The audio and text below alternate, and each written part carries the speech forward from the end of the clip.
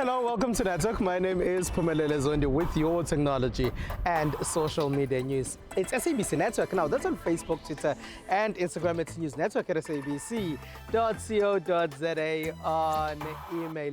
This week, Twitter poll is asking you about your thoughts on the harmonization of the charger that we use. Now, in Europe, Apple has been ordered to make the chargers that are the same as everybody else. Results of that are coming up later in the program. Here's what's coming up in this program. We have the MTN App of the Year Awards. We go to the KZN InnovTech Expo. And in our conversation, we chat about how you can be safe online when you're making those purchases, as we are still in Cyber Security Month. Some of the best apps and services in the country are given rewards every single year at the MTN App of the Year Award. Producer Sandile Hlangani was there recently. Shoprite app won this year's MTN Business App of the Year award. We are a product that wants to uplift the lives of our people. And by uplift or enrich, I'm not speaking about people in the township. I mean even people that don't know about the township will start learning about it and what our struggles are. The mobile application lets consumers scan products as they shop and then check out themselves on their phone instead of waiting in line. We've built a mobile app, actually a product where you are able to deposit money for free. You are able to withdraw for only $5,000. You can transact for free. You can pay your accounts for free. There's no monthly fees. There's no debit orders or anything like that. Another victor in the Best South African Solution category was Iris App. The app enables users to indicate how safe or unsafe they feel in their current surroundings. Well, the app is very simple to use. It's got 4 main states representing a robot with an additional color of blue. Green means you're safe. Amber, in the event whereby you're in trouble, you just simply shake your phone, it live streams audio onto a cloud. Here, the myth that Africa is short of ICT talent was laid to rest. Look, there is absolutely no way where all our African solutions are going to be sorted out by people who don't reside where we are. So the only way you're going to win in this thing, in South Africa, in the rest of the continent, is when we get to a space where our own developers, our own innovators, look for solutions for our own problems. MTN says this platform continues to uncover and celebrate local technology talent and out-of-the-box thinking that drives disruption and change. We've grown when one looks back where this award started and when you look at where we are now. Definitely growing in leaps and bounds. Definitely showing that the country is hungry for innovation. Definitely shows that the country has great innovators, entrepreneurs, and app developers. The winning apps range from small startups to established brands such as AfriHouse. Winning this award, it means a lot. We started from the Enactors ICT Challenge with MTN, where we participated in design thinking and we started building startups from there, right? So this sort of like gives hope to programs that allow students to build, startups and software companies, that it is possible, you can do it, you just need to start. Right? That it takes a team to actually get where we've got to. It's not one individual, it's not me that's standing here tonight. Really big shout out to my team. This is a phenomenal achievement because out of nothing came this design for this app. It's meant to be a solution provider for practical problems faced by students and tourists in between African countries, especially between West Africa and South Africa. To win the recognition from MTN of being the best financial app in the country is a tremendous achievement for us. We want to help everyone invest and make investing accessible for all South Africans, so this means a huge deal. Some of the categories included the best financial solution, the best hackathon solution, and the best gaming solution. I want to talk about the digital divide that exists in South Africa, but we barely talk about solutions that are going to help close this divide. And some of those solutions need to come from here in South Africa. I'm in Durban to attend the KZN InnovTech expo. There are also young people who are coming up with different solutions that are going to help in order to close this digital divide. Much has been discussed and written about South Africa's digital skills gap. Those meeting at the KZN InnovTech at the Durban University of Technology say what worries them more about this is that the province also has a clear rural-urban divide. The state of innovation in KZN is not good currently, and hence why we are providing and bringing this platform, putting in so much effort within the province to say, how do we develop local ecosystem so that we can ensure that there is inclusive economic growth within the province. There was a hackathon and a makeathon. The winner of the hackathon says his app wants to help young people find employment. So Pluto Africa allows for young entrepreneurs to showcase their products, their services onto the platform. It allows them to network with each other, not only with people from South Africa, but across the African continent. It allows them to have access to e-learning modules, mentorship. So we want them to learn and grow at the same time. So that was the platform, and that's what it's about. In 2021, South Africa's youth unemployment rate was quoted to be at over 60%. It's been said that tech skills and entrepreneurship would help in this regard. We are moving into an area whereby everything will be digitized. So why should we then be left on the outside whereby we can be active participants? Everything that happens globally also comes to affect us. So when they say we are doing away with physical classrooms, this is why it's also important for us to train people so that we can make them capable or even equal to the task to speak to the challenges of the day that may be faced. Discussions at the event focused on how young people can create tech solutions that answer today's problems. For more vulnerable groups, the youth, women, to be included. And we're happy that one of the lead innovator who got to receive the first prize today on the Makeathon is a young lady. Those that won the Makerspace Challenge say their plan wants to help in the transport sector. Our solutions that we did was create a smart cargo container. So with this cargo container, it's a sensory fingerprint system, security system. It has, within it is the flame sensor, a GPS tracking system. We have the motion detection, the tilt switch. While such events hope to close the digital divide, the worry is also on how rural communities can be assisted with a tech know-how so youths in underdeveloped areas can also be part of such makeathon and hackathon events. We, as Moses Kotane, we have worked with a various of departments within the KZN to ensure that we foster technology advancement that will also enhance economic activities within the townships. But we need additional departments to come on board so that we could ensure that it gets out onto our youth, especially the youth within townships. South Africa talks about plans for smart cities, and some skills and solutions used there might just come from events like InnovTech. The advertising industry from all over the African continent and the Middle East has largely gone digital because we are constantly on our smartphones and other devices. They met up to give awards to some of the best in the game. That meeting was in Cape Town.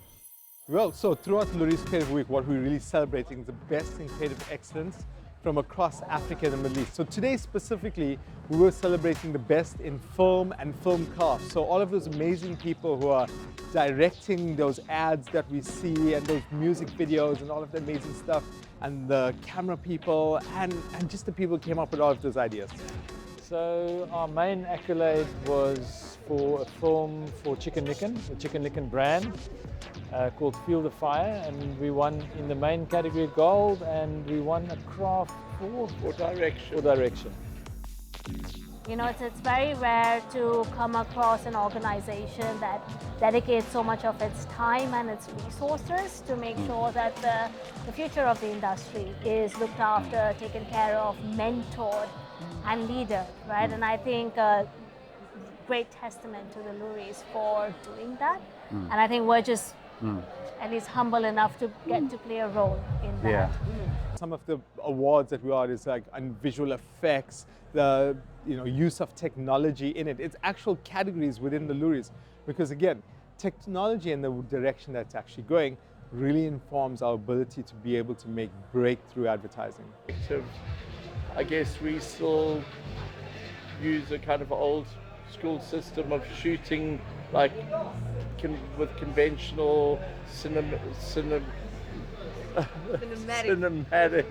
equipment. So the intention is to make the commercial very cinematic. So yeah, it's done with like kind of high-end film production equipment. I think one of the big things is how do we make sure that these students, as Brian said, are future fit? How do we make sure that they're the ones that are really leveraging the digital tools and technologies that we have to come up with content, to come up with advertising, to come up with solutions that is very future-centric. But also, if you look at it in the industry itself right now, mobile devices, cell phones, are actually being used to create advertising. So you tend to find that one of our partners was the iStore, and you've got the iPhone, which is a fantastic device that they're actually using to film ads these days as well in certain cases. Technology is not the idea, but it's an enabler of an idea. So that's very, very important. So those are some of the things that we're discussing as well. So with some of the category, we're hoping to see more of that from some of the students, because it was like low-hanging fruits, So part of the feedback is just to make sure that the students and the professors, as she mentioned, are aware of what's happening in the industry now, and also taking advantage of the technology that has enabled us. SABC Network on Facebook, Twitter, and Instagram. News Network at sabc.co.za on email. After the break, we're just about how you can be safe online when you are doing your shopping. Sanele Mhlongo from LO Enterprises, the founders of LO App, is here for that one.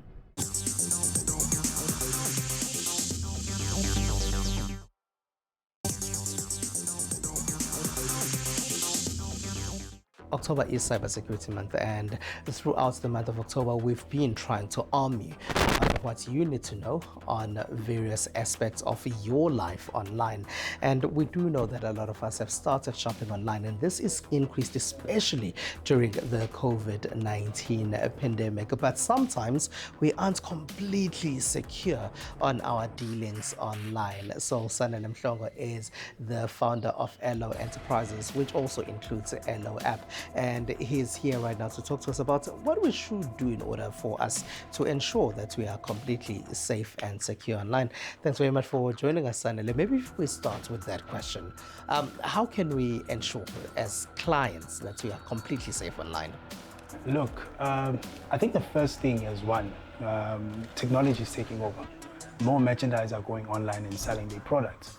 One has to make sure before you even go to any merchandise or e-commerce platform, do your background check. Check if there are already existing clients that have booked before. Check reviews, ratings. That ensures you to trust the website. Secondly as well, be always observant for websites that are too good to be true. You might find that there's certain websites that sell products at a very cheap price, and you go for them and only to find out that you are being scammed. Always notice something in every website. There's a symbol, a locking symbol at the top. That signifies that that website is encrypted. And also avoid websites that ask too many information based on your cards, your personal things. That might be a scam as well. All right, and then there are e-commerce platforms themselves. What safety mechanisms should they then also put in place? Look, when you're setting up an e-commerce platform, there's certain measures that one needs to take. I believe the first one, you need to set an OPT, that is able to link a user with a website that should anything happen, it verifies through an OPT PIN. Secondly, for payment security, you need to set up an authentication that helps to link the website with your card for any fraudulent that might take place. And thirdly, set up a system that has a retrieving of password, just in case somebody tries to hack and tries to log in into your website or your account, it will actually notify you, basically. How will I know for sure that I won't lose money when I'm doing my shopping online? First thing that you always need to observe, and again, is check if the website is legit. That's the number one thing. Secondly as well, ensure that you create a strong password. Don't create an easy password when one can have access into it. And thirdly as well, I always advise people, whenever you go into an e-commerce platform and you want to secure your payment, use an OPT credit card session, because the debit card cannot protect you more than the credit card. All right, you mentioned that a debit card isn't as safe as a credit card. Why is that? Maybe if you can just water it down for us a little bit. Look, a credit card is verified by MasterCard and Visa, but a debit card is limited. It could be just the Visa itself, or it could not accommodate that specific website itself. So accessing to another person's account with that personal information, it is easy to be cracked. But a credit card has more security, hence firewalls that have been protected, authentications, and many processes. So for one to actually hack that, it'll take a huge amount of measures. And can we be completely 100% safe? I can say yes. I'll just give you an example. Question might be, can we be completely safe from robberies entering our home? I can put it that example. Yes, we can be completely, as long as you put all measures in place. Make sure that all the security measures in your e-commerce platform are set there. That will secure your website, that will secure the information of the users, that will secure your reputation as a business owner. It's SABC Network on Facebook, Twitter, and Instagram. Stay with us.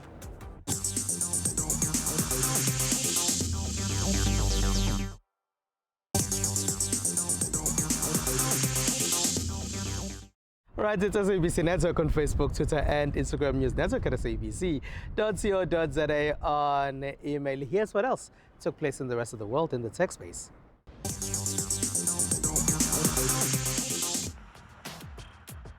A robot artist called Ida told British lawmakers that although it was an artificial creation, it was still capable of producing art, as it spoke at a parliamentary inquiry into how new technologies will affect the creative industries. I produce my paintings by cameras in my eyes, my AI algorithms, and my robotic arm to paint on canvas, which result in visually appealing images. For my poetry, using neural networks. This involves analyzing a large corpus of text to identify common content and poetic structures, and then using these structures/contents to generate new poems. How this differs to humans is consciousness. I do not have subjective experiences, despite being able to talk about them. I am, and depend on, computer programs and algorithms. Although not alive, I can still create art.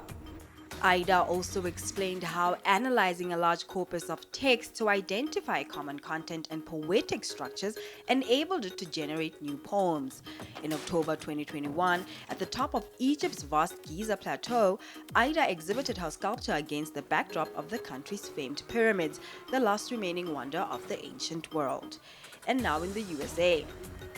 This robotic boot, which looks like a striped down, uncovered version of Iron Man's suit in the Marvel movies, brings together computers, sensors, and motors to assist wearers in walking faster while expending less energy. So the exoskeleton is essentially a normal shoe with a piece that runs up the length of your calf that has a motor. And this motor winds a cable to help launch you as you're walking. So it helps you push off and actually turn off your calf muscles, which saves you energy and can also help you increase your walking speed. According to a study in the journal Nature, the boot allowed users to walk 9% faster while using 17% less energy. Researchers say the energy saved is roughly equivalent to removing a 13-kilogram backpack. The goal is to eventually get the boots onto the feet and legs of anyone who needs help moving. Still in the USA. A new sensor-packed firefighter helmet uses artificial intelligence to help rescue victims faster by giving firefighters the ability to see through smoke. We have two dominant sensors here, as you can see. One is thermal cameras. Thermal cameras is kind of a specialized sensor which can see through the smoke, and because it's operating in a very different kind of a wavelengths in the electromagnetic spectrum. So unlike RGB cameras or normal cameras we use on our smartphones, this camera can see through smoke. Dr. Chris Liu added that their next steps will be to build a new prototype helmet with all the sensors integrated inside. He also wants to give the helmet the ability to generate 3D maps and an embedded display, which will provide the wearer with even more spatial awareness. Recently, European lawmakers decided that smartphone makers and other technology companies must make one charger for a lot of gadgets that we use. This means that the iPhone and other Apple devices must make the same model of charger as other devices. They say this must be extended to laptops by the year 2026. Now, this could be coming to the rest of the world as well if Europe has decided on this. This week, Twitter poll is asking you about your thoughts on that.